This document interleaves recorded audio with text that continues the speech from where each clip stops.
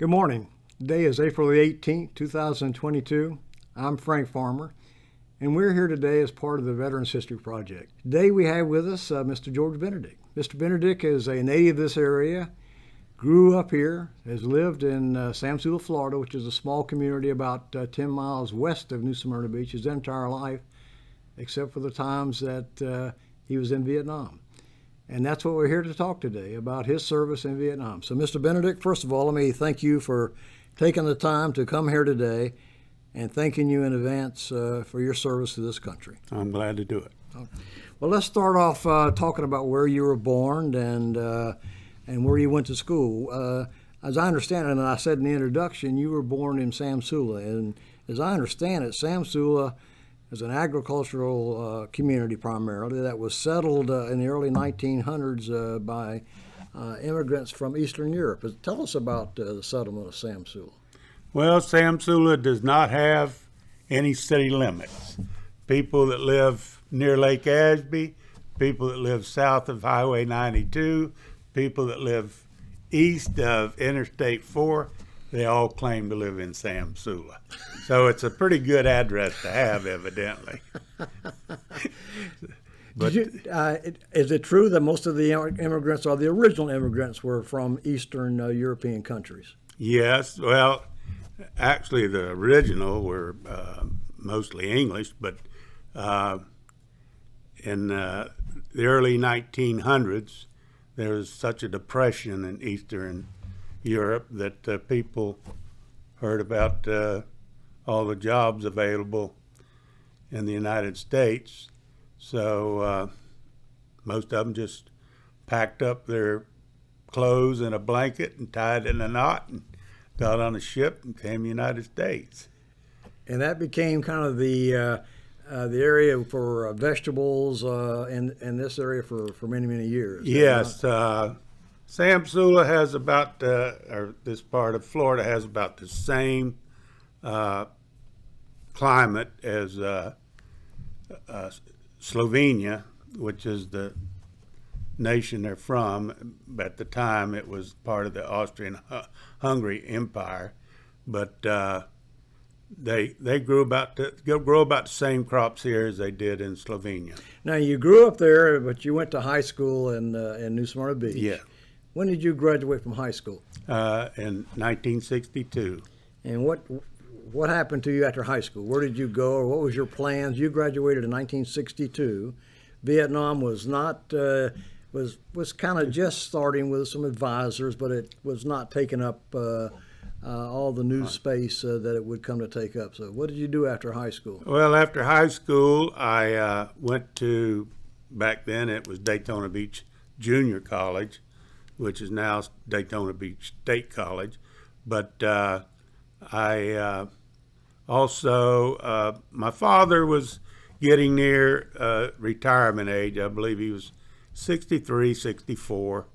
And I just didn't want to leave him to have to take care of the farm all by himself. So I would deliver produce early in the morning before I went to classes at junior college, and then I'd go around later and take care of whatever business we had with the different stores. We were fortunate that Winn-Dixie kind of let us have a lot of their business, so we had a market for what we grew. So you had settled into continuing your family's work on the farm in Samsula, and suddenly your life was interrupted by the military. Yes, well, actually, at the time I wanted to be an engineer, so I took engineering classes at the junior college. I got my 2-year degree there, and I was planning to go to the University of Florida. But I wanted to take a little time to earn a little more money, and I could work full time for my father and make a little more. And I lost my student deferment, and as soon as the deferment was gone, the draft letter came. So That was in 1964? 65. 65. So you got your draft letter and you were inducted into the United States military, the United States Army. Yes. And where did you go for basic training? I went to Fort Gordon, Georgia, for about 3 days. We kind of lived on a Greyhound bus, and they sent us to Fort Jackson. They didn't have enough available barracks for us, so they turned us around and sent us to Fort Gordon, where we stayed in tents during basic training. And how long was basic training? 8 weeks. 8 weeks. And after basic training, did they send you for advanced? Yes. I had applied to go to OCS, and I got accepted. So I was told I had to go to infantry advanced training, and I ended up in a airborne. I mean, these were guys that enlisted, and they enlisted with the fact they wanted to be in the airborne infantry. So I got in one of those companies and got through the 8 weeks of advanced infantry training, and I had about 2 weeks before I went to Fort Belvoir, Virginia, to go to OCS, and I was assigned as a driver. I learned to drive a bus. I learned to drive about everything the Army had. This was while you were waiting to go to OCS. Right, 2 weeks I was And waiting. you had taken the examination to go to OCS while you were in the advanced training? No, you take it when you get when you first get in. All right. So do you remember what the rate of selection was out of those who took the examination? No, I don't. Okay. I didn't score as high as I thought I would. But I did score high enough. And your OCS training was at Fort Belvoir? Yes, it was What at the branch was that? engineer. So you went to OCS to become an engineering officer, is Yes. that correct? How long was your OCS? It was 6 months. It was quite stressful. They wanted to try to break you, to try to get you organized. You'd get up in the morning and you'd get your bunk squared away, your foot locker squared away, and then they'd come and turn your foot locker upside down and pull the sheets off your bed, and you had about 5 minutes to get everything reorganized and be ready for your first class in the morning. Now, that was in 1965. Yes. And No, it's 66. 66. March of 66. So Vietnam in 1966 was starting to heat up at that time. Right. There was a big build-up in 1964, and it was so you were drafted, and then you went to your infantry, went to your advanced, you got selected for OCS, and off you go to Fort Belvoir. There were other people that were in your initial infantry training that were draftees. Oh, Right. yes. Yes. Tell me what their attitude was. Probably the same as my attitude. I wish I was somewhere else. But it just, hey, I was going to be in the Army. I was thinking 2 years because I was drafted. And then if I got to go to OCS, I'd have to be 3 years. And it was a decision I had to make was, did I want to be in there 2 years or 3 years? But my NCOs, they take me to the side and they say, Benedict, if you don't go to OCS, as soon as you get out of your advanced infantry training, you'd be going straight to Vietnam. And so I thought it over for a little bit, and I said, I think I could use a little more training than what I've had. So that's what made me decide to go to OCS. And of course, going to OCS only delayed you going to Vietnam a period of time. Yes. Because you still went to Oh, Vietnam. Yeah. But you're talking about the stress of going through Officer Candidate School, 6 months course, Right. Fort Belvoir. Do you remember what the attrition rate was? We started out with 100.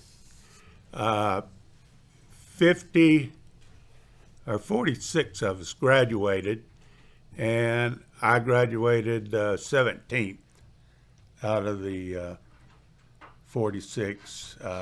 It may have only been 44, but I think it was 46. So you start out with 100 and less than 50 graduated, so you had a 50% Right. attrition rate for people that started and did not finish. So when you And a lot of them were actually set back. They had to take the first 8 weeks all over again, okay, and so called not all recycled. all right, so not all of them that didn't make it were sent back without becoming officers. Right.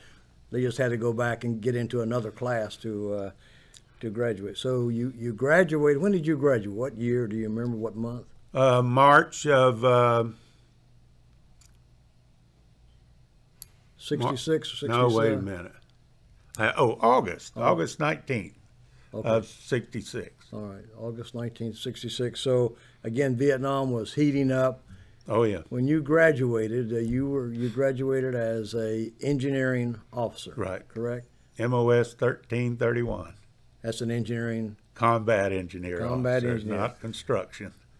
Well, tell me what's the difference. So tell the audience what's the difference between a combat engineer and a person as Well, a construction engineer. A combat engineer serves with the infantry, and there's a platoon that goes to each battalion of a division, and they serve at the direction of the commander of the battalion. And a construction engineer usually works with what they call an engineer group, and they would be improving the roads between your depot and the units that needed to be supplied, and make sure there was good troop movement. They did some buildings, mostly in the bigger, So Saigon. you were a combat engineer. You were assigned to an infantry unit. When did Right. you go to Vietnam? June of 1967. Okay, June of '67. And what did you know what unit you were going to be assigned to? Did you go over as a replacement? No, my orders said I was going to the 4th Infantry Division, and it didn't say to the 4th Engineer Battalion. It just said 4th Infantry. So I said, well, I could go and be an infantry officer, but then while I was here in New Smyrna on a 30-day leave, the Pentagon sent me a letter saying that my orders had been rescinded and I would receive further orders. Well, I waited, and my leave time was up, and I waited about another week, and I called the Pentagon, and they said, oh, no, you were supposed to go by your first orders. They're waiting for you in California for you to get on a plane, go to Vietnam. And I said, well, I got a letter in my hand that says those orders were rescinded. And they said, yes, but you were supposed to go by the first ones. I said, and They didn't threaten to arrest you for being AWOL. no, they did take part of my pay when I got out because I took an extra week of leave time. And I really didn't take an extra week. I just didn't know what was going on. So that was the summer of '67 that you went over there. Yeah. Were you assigned to the 4th Division? Yes. Where was the 4th Division in Vietnam? What was their area of operation? It was in the Central Highlands, around Pleiku, was major city, An Khê. Vietnam, you have the coastal plain, and then you have the Central Highlands, and then it kind of drops down a little bit, and then Cambodia and Laos. But the west side of Vietnam was quite mountainous, and where we were, there were some mountains, but mostly just hills and clay soil. So when you got over there and you were assigned to the 4th Infantry Division, And I think the area you described was what we call three corps. That was a three corps or two corps. Do you remember? Two corps. Two corps down. Okay.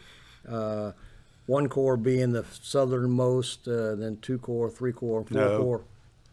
The I corps I Corps was the north. was Marines. Right, that was at the north. And I'm two sorry. Corps was So as you the went area further, I was in. as It you was went- the largest area. Okay, so that was the Fourth Division. Now you were there during the Tet Offensive. The Tet Offensive occurred in January of 1968. Yes. That was one of the biggest events that occurred during Vietnam. It was, as I understand it, and correct me if I'm wrong, it was a tactical victory for the Americans and the South Vietnamese because they beat the the North Vietnamese and the Viet Cong, but it was a strategic victory for the Viet Cong and the North Vietnamese because suddenly it kind of changed the attitude of many people in the United States. Right. Is that The fact that they were able to organize and do what they did kind of said, hey, we haven't completely beat them. They're still around. And it was almost funny. I can remember going to a battalion briefing, and the S1, who was a personnel officer, told us that there will be a truce for Tet. And he went on, and then we're actually almost through with the briefing.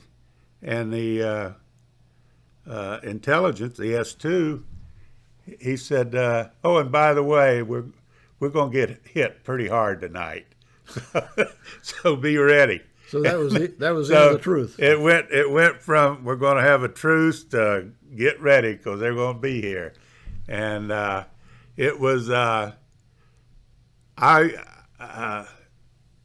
had a relationship with certain villages outside of our camp, and just about all of them came up to our perimeter and asked for me, and I went down there, and they said the Viet Cong have been in our village, and they told us that we had to march in front of them.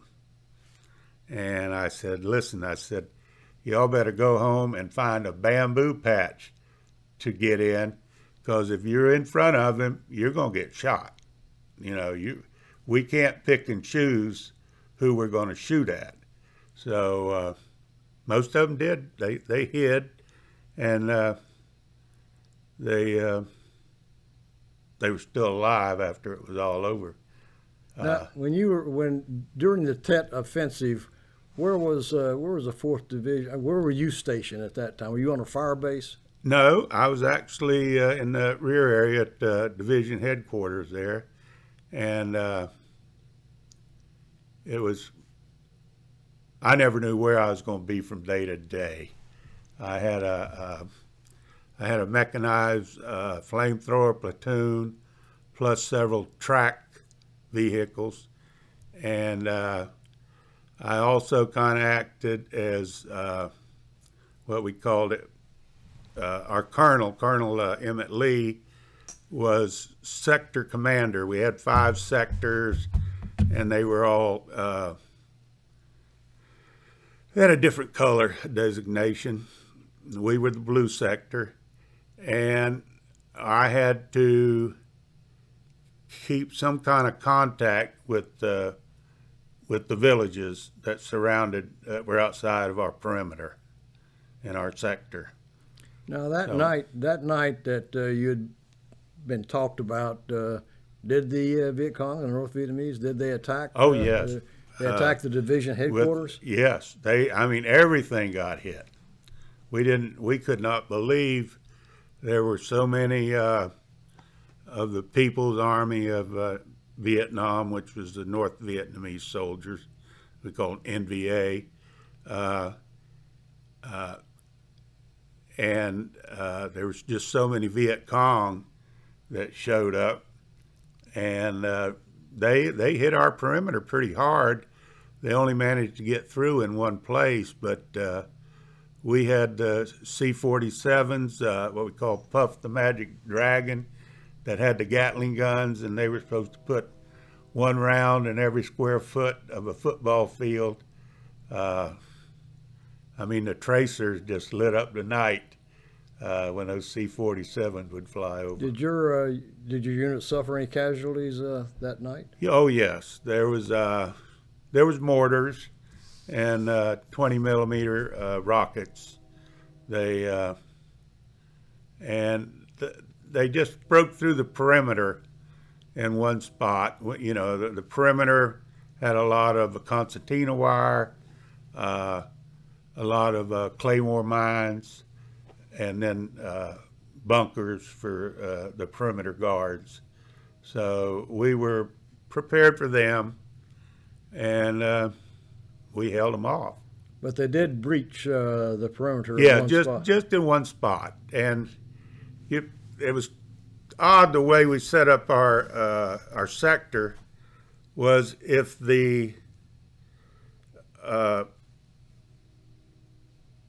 camp was overrun, that you had a bunker here and a bunker here, and they just used the transverse and elevation thing, and they had a M60 machine gun, and that M60 machine gun would fire like this, and the one over here would fire like this, but they didn't fire at each other. You know, it was set up, and had a pretty good plan if we needed it. Okay, but you said your unit had some casualties. Of that did your particular unit have? Mostly from mortar and rocket fire. Okay. I don't think anybody on the perimeter got hit, but they had gotten past them. Now, when the Tet offensive, it lasted a few days. Yeah. When the Tet offensive was over, was the attitude that of the U.S. soldiers, U.S. personnel was that, yes, we had won a victory. I don't think they yet sensed what was going to happen in the United States and the resentment or the rebellion that was starting against the war. Yeah, we didn't know what was going on in the States, but a lot of the population areas were overrun, and like we had to go into Pleiku and run the NVA and the Viet Cong out of the city. So that took a couple of days, and well, the North Vietnamese had essentially overrun the city, had they not? yes, And you all were able to get it back. yes.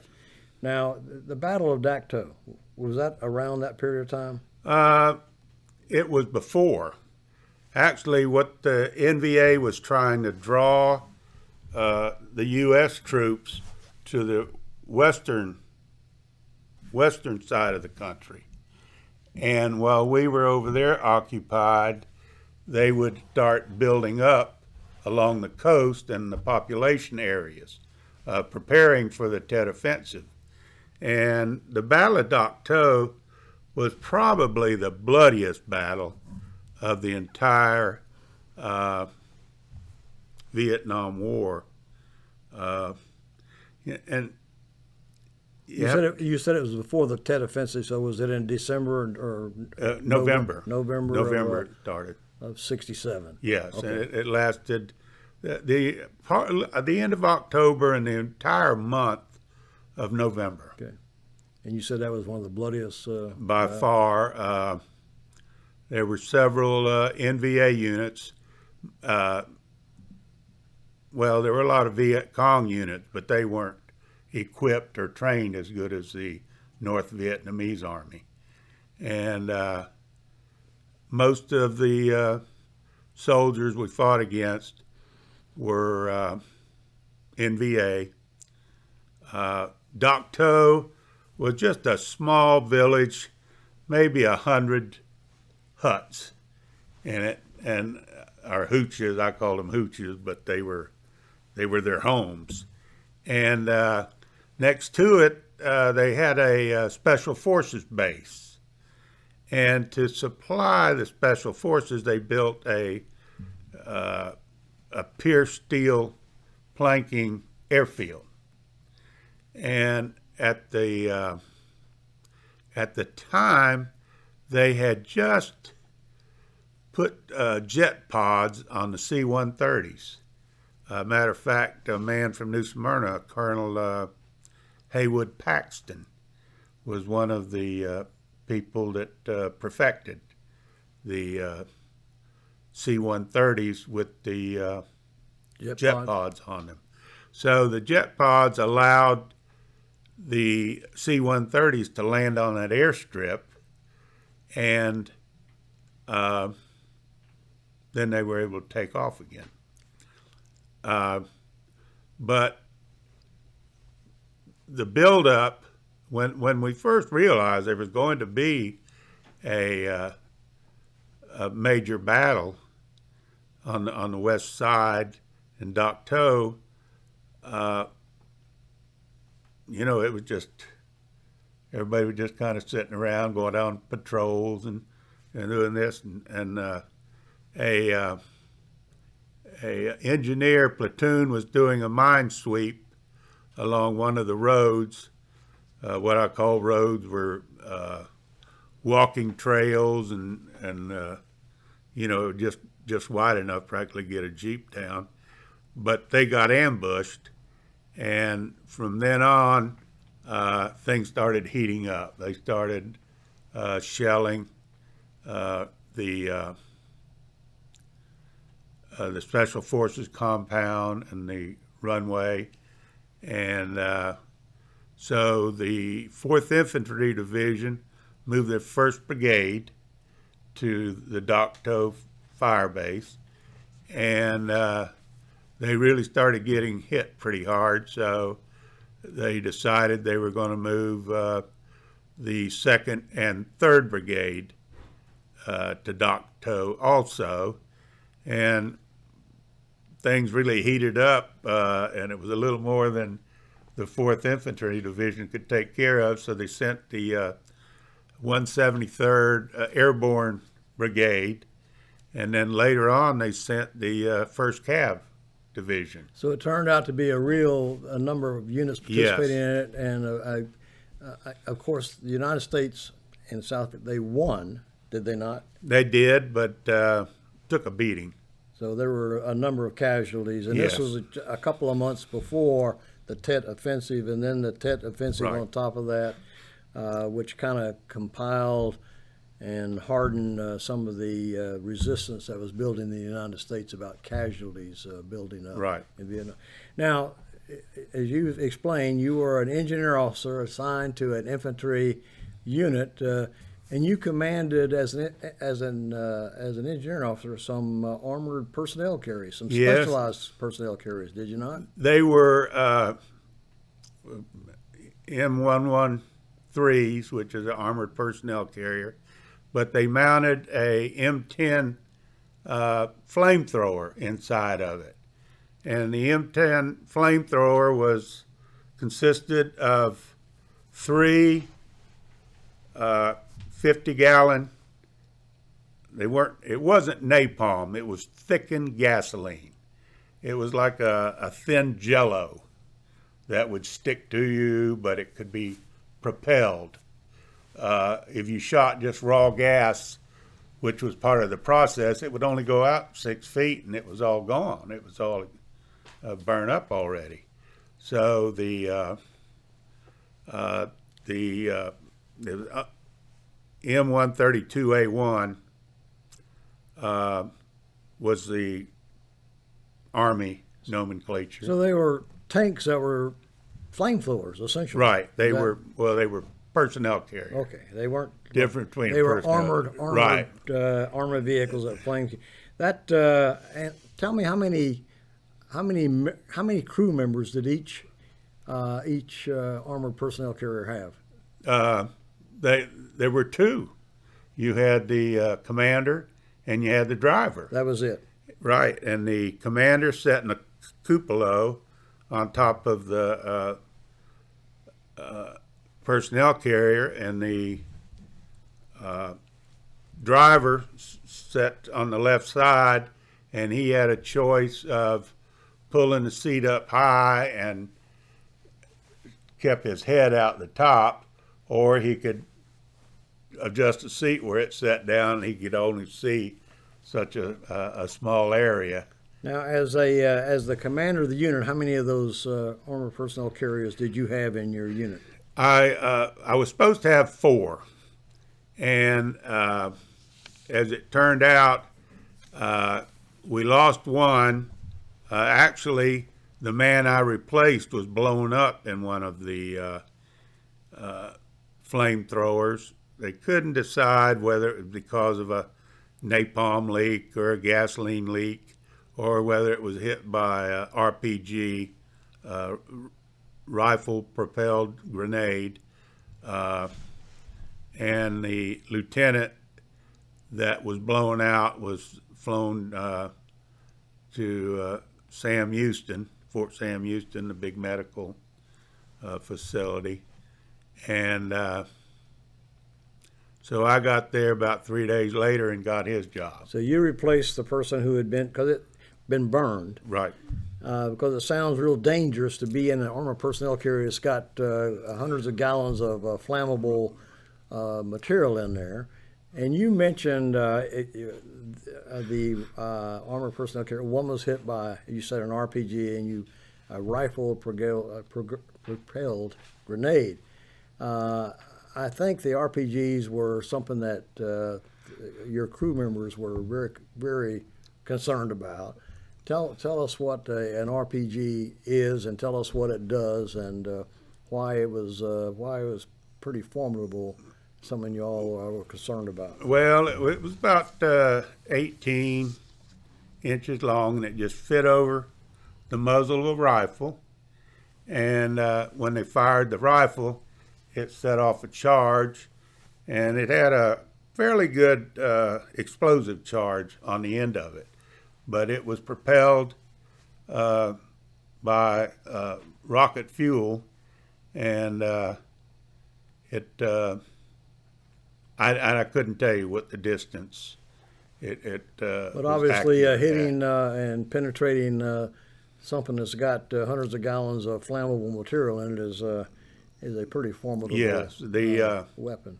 The personnel carrier had 1.5 inch aluminum siding on it, and some guys would hang sandbags over the side for a little extra protection, but we just had 1.5 inches. Now, you mentioned the person you replaced had been in an explosion, and they weren't sure if it was a detonation from outside or was it a leak inside. That sounds pretty dangerous to me, to be riding around. Were there many leaks in these things? Yes, because the M113 was meant to carry 10 infantrymen. And what it was in a tank unit, armor unit, you had your tank, and then behind it were your infantrymen who did the ground fighting after the tanks moved through. So when you didn't have the 10 men in there, but you had these 4 spherical tanks, which they had, about 1.25 inches thickness. And the reason they had, and then on top, there was a smaller spherical that was filled with compressed air. And the compressed air was what pushed the napalm out the muzzle of the flamethrower. And it was charged with 2,000 pounds per square inch of pressure. Now, that sounds like these vehicles needed a lot of maintenance to be sure they were safe. Who did the maintenance on these? We had no one in the 4th Division that had any training on maintaining these pieces of equipment. So I had to get out the technical manuals and study them. Getting parts was almost impossible. I would have to take gaskets and loosen them up a little bit, spray them with some solvent to soften them up a little bit and put them back in there. The same gasket that leaked before, just tighten the clamp down a little tighter, and then you go riding around in these flammable right. flammable thing. What would you say was your main mission of your unit in Vietnam? What was your Well, we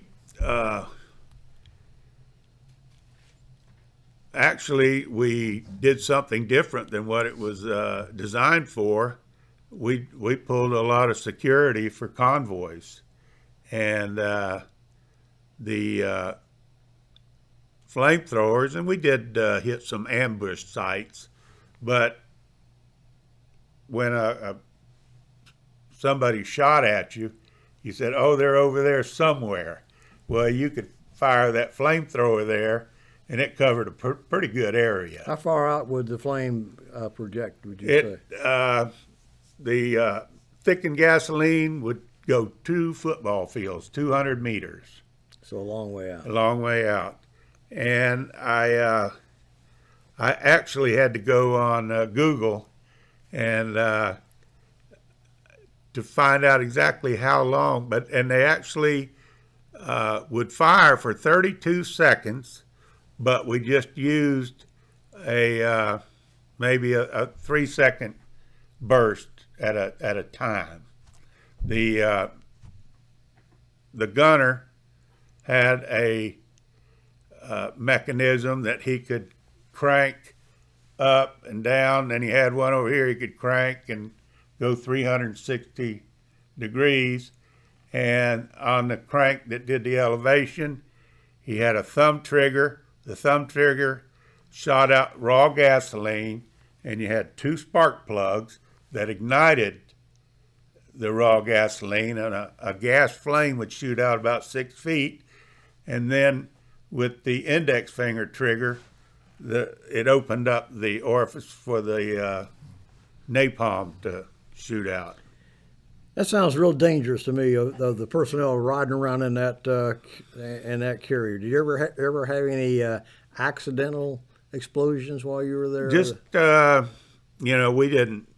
we didn't know what happened to Lieutenant Wagner, who was the guy that got blown out before. But while I was there, we had a lot of the gasoline tanks. When you can go 360 degrees, your napalm has to come up, and you've got to have O-rings to keep the napalm from leaking, so it can go up to the gun. And that would leak.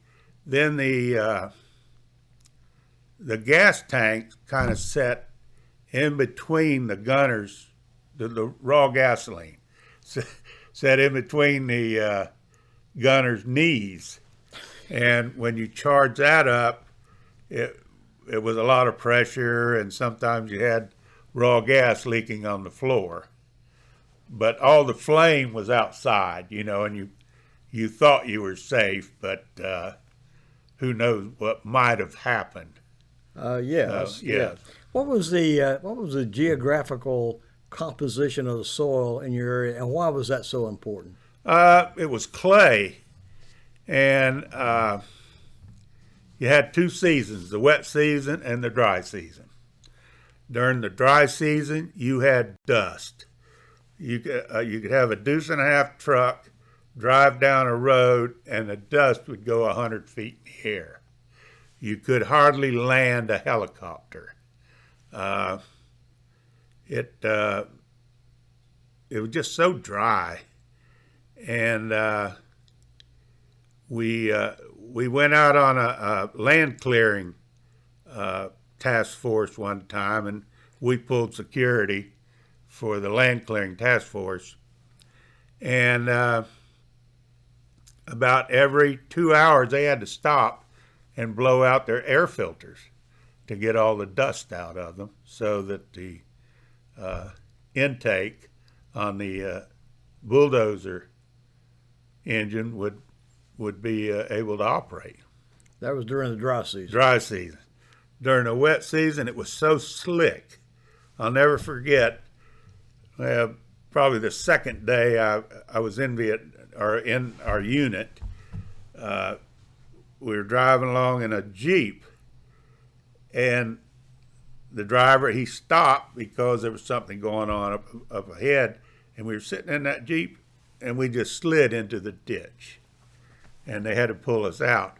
But we were stopped, and it was so slick, we just slid into the Jeep, and it was mess. It got into your clothes, it got into your skin, all in your boots. Now, you said it was mainly clay, and that was important because sandbags are filled not with clay, but filled with sand.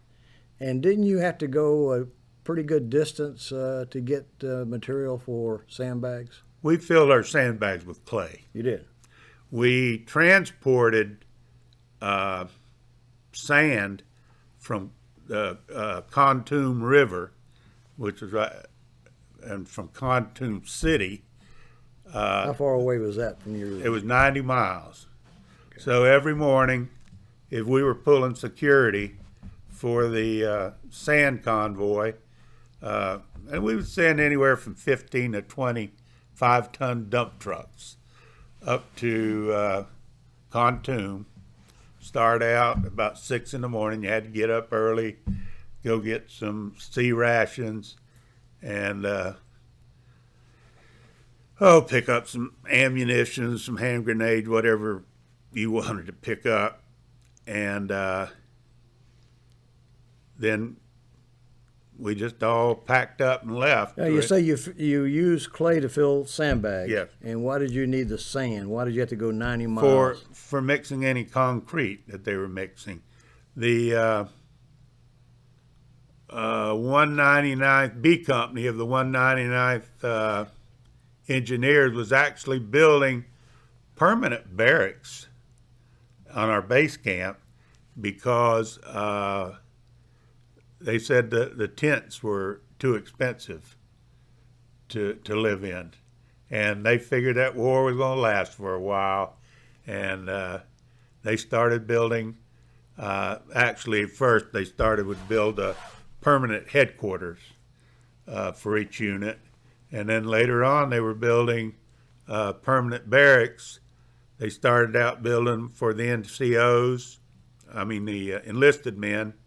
And then at the end, they were building them for the officers.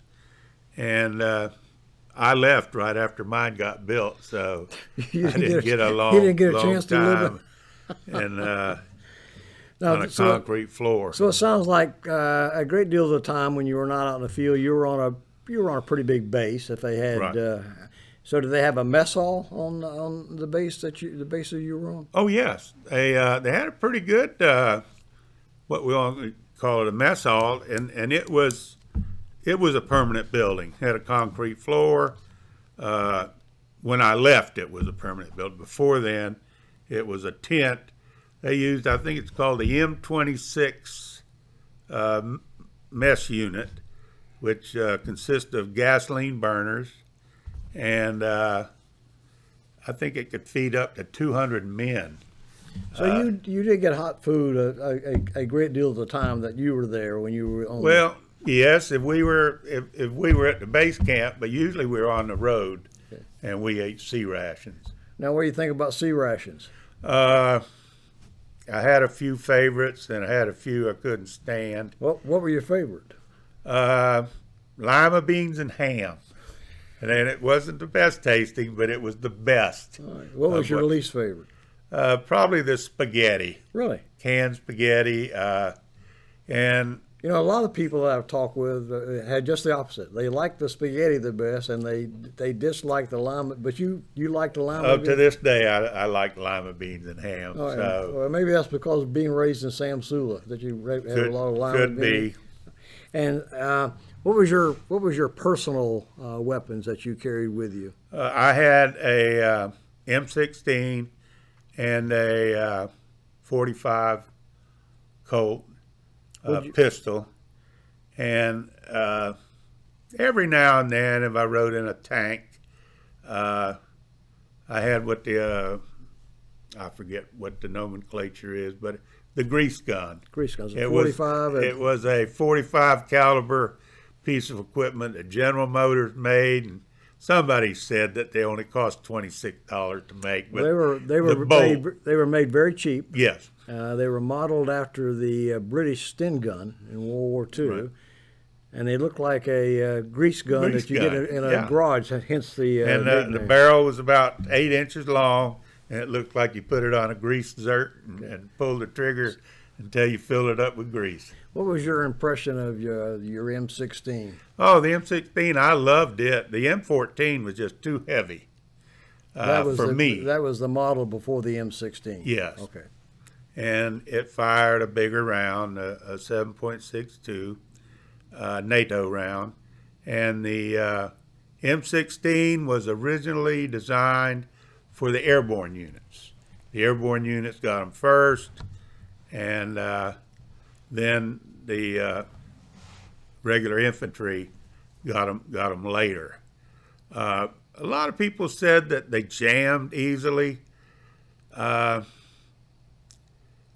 You had a cover, a flip cover, that went over your bolt. So until you pulled the trigger, the bolt was protected from getting any dirt in it. So you pull the trigger, the thing flips open, and it would fire 20 rounds in a second and a half if you put it on automatic. So you really had no complaints or very little complaints about the M16? No, but the infantry had a little different life than I had. I spent a fair amount of time out in the field, but they spent just about 90% of their time out in the field, and they, you're walking up and down hills through real thick terrain, and that night you get to eat, see rations, and find you a place to sleep. And normally you dug a foxhole, and they wanted you to put some protection over the top in case a mortar went off overhead. And then it was always a third of the personnel were on security at night, on guard. So you spent all day humping the hills, and at night you got to sleep 2/3 of your time. So they had it pretty rough. And when we were on our task force, it was the same thing. We had 1/3 had to be on security on that perimeter, and we'd have to put out wire every night, concertina wire. And so when we finished up our land clearing, we would put out the concertina wire, set up our perimeter, and then we would eat our sea rations. Like my men that were on the flamethrowers, they would just sleep underneath the flamethrower. So they didn't have to go through this digging a foxhole and putting overhead cover on it. Now, the Vietnam War is full of strange stories and contradictions, and of course, it's gotten more and more as the time going by. But you told me a story about a pineapple farmer, and his pineapple crop had been damaged by some actions of American forces, and I found that to be it wasn't a funny story, because not much things are funny about Right. Vietnam, but it was an ironic. Tell us a story about the pineapple farmer. Well, actually, one of the men in my flamethrower platoon, he was trouble from the start, but and he the story is he was in Germany. He re-enlisted because he got a big bonus, and about 2 months after he re-enlisted, they sent him to Vietnam. He thought he was going to stay in Germany, but he ended up in Vietnam, and he didn't have a very good attitude. And he fired the flamethrower into a pineapple field that was mulched with straw from the rice fields, and that kept the weeds from growing up and provided a little nutrients. for the pineapples. Well, the whole pineapple field caught fire because of the straw that was used as mulch. So the Vietnamese government sent word to our division commander, oh, you've destroyed this man's pineapples, and you have to make good for it. So Colonel Lee my battalion commander got word from division that somebody had to find out what happened. So I ended up, since my flamethrowers caused the problem, I was the one that had to go out, count how many rows of pineapples were destroyed and how many pineapple plants there were in a row. Then I had to go to the market and play coup and find out what a pineapple cost at the market. Then I had to go to finance and tell them, well, I sent it to division and they sent it to finance, and determine what the value was that this man, what he lost. And when it came out, it was about a 10-year wage that this man would have made, and on a 1-year crop. So our colonel called me in. He said, Benedict, how did you figure this? And I said, sir, I did it exactly the way division told me to do it. I counted how many pineapples were destroyed. I went and found out what the retail price was, multiplied it, and that's what I turned in. And so they couldn't come back on me about all this money this farmer got. And it was just... Did he get the money? He got most of the money. I gave some of the money to the village chiefs. If the Army would have found out I did that, I'd probably be in jail to this day. But I didn't think that man should get that much money. But he got a fair amount, and I gave a couple of the village chiefs around and told them to use it. And what they did with the money, I don't know, and I don't care. It was just, I thought it would be good that the mountain yards and the surrounding villages got a little bit of the money. So the great pineapple payoff then. Yes. Mr. Benedict, the time is drawing to a close, and I'm going to ask you a question that I ask all Vietnam veterans. Looking back on it with 50 years of hindsight, what do you think the United States did right, or what do you think the United States did wrong in regard to Vietnam? Well, when the French colonized Vietnam, and they controlled everything until 1954, there was a ambush was set up for a large French unit. And back then it was just Viet Cong. They weren't regular army. And they killed every single soldier in that convoy, and there were quite a few. I mean, there was probably about 800 to 1,000. And, of course, the ones they didn't kill initially, they just went out and killed the ones that were wounded. So that was when the French decided they were going to pull out of Vietnam. That was all of Vietnam. And then Ho Chi Minh took over North Vietnam, and it became communist. And South Vietnam was run by a bunch of crooks. And that was really the big fault of the Vietnam War. They could not get a good government.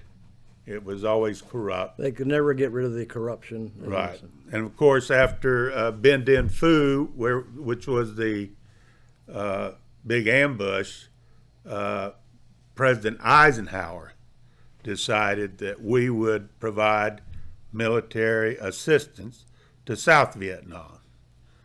and I can remember, and I think I was in the 9th grade, that we got the senior scholastic book, and it told in there about Southeast Asia and the domino theory and all of that. And of course, then President Kennedy sent in the special forces, and that was supposed to pacify all the people in South Vietnam. And then, of course, President Johnson sent in the first air cav for the Idrang Valley battle. That was the Mel Gibson movie, We Were Soldiers. Yeah. And from there, there was a battle of Jackson Hole in our area. And then after that was Doc Toe. There were several, and I just was reading. I have about 10 books on the Vietnam War, and 2 of them are just photographs. But the one told that the special forces took a boat up the coast, and when they were off of North Vietnam, they mortared this military base. So I don't know, several nights later, the Viet Cong mortared Camp Holloway, which was a helicopter unit there. And I think they destroyed like almost 30 helicopters. And that was the start of the Vietnam War right there, because we were using those helicopters to transport Vietnamese soldiers. So it was your feeling that the United States kind of got dragged into the war, right? And as it turned out, the United States lost Vietnam and lost Right. 50-some thousand soldiers. President Johnson did not want to lose the Vietnam War. It was like no matter how many troops it took, and there was 500,000 in Vietnam while I was there. That's true. There were, and you're right. There are a lot of books that are now coming out about Vietnam and looking at it and examining it. But you know, we've run out of time, Mr. Benedict, and I want to thank you again for taking the time to come here and thank you for your service, sir. All right, I'm glad to do it. Thank you. Thank you.